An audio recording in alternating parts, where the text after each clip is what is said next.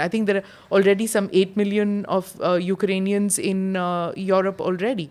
So how is the refugee problem going to be resolved? I can start first as a 100% immigrant who actually has been saying that for the last 20 years that I am a perfect example for a successful, at least I would like to think so, successful European integration. As someone who was born in one country, moved to study in another, and got the education from a second, and then has built the whole life in a third one, and representing this third one as an Austrian citizen, I am absolutely strongly propagating that Europe, given the objective demographic processes in this continent, which are pointing to a very, let's say, pessimistic future in terms of labor force, in terms of, the population. You only need to take a look at the eastern part of Europe. Yes. It's devastating. I mean, there are countries like my home country, Bulgaria, together with Japan. These are the two countries in the world that are having the biggest issue of, not just aging, but disappearing population. So migration, if handled rightly and, with the right political measures and communicated right in the right manner, is a good thing.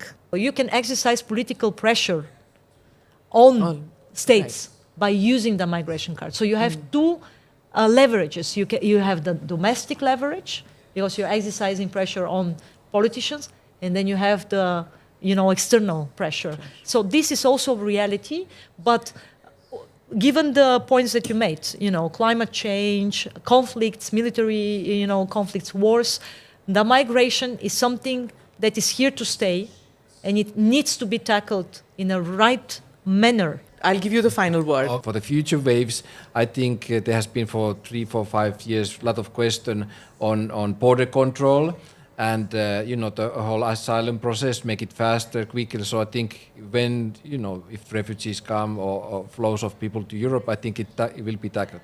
But you pointed right. The issue, as it was mentioned already before, we have the big aging problem in Europe, which you don't have here in India, but we do.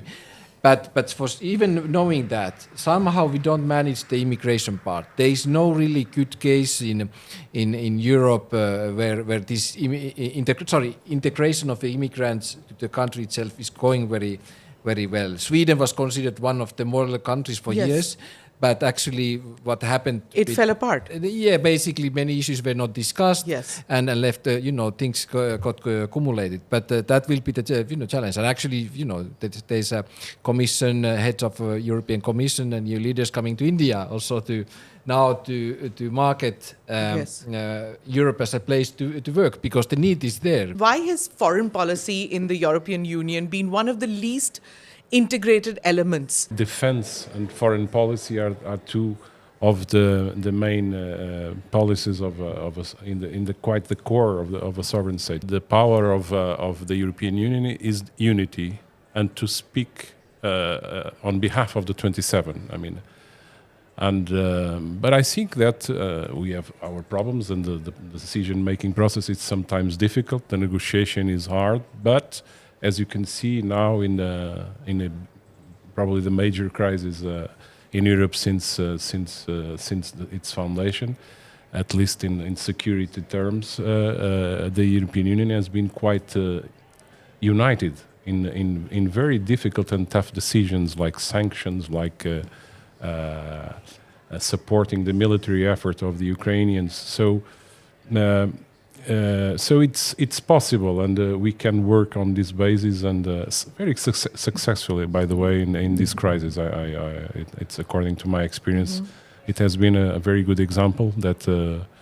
But a discussion on going to qualified majority instead of consensus is there.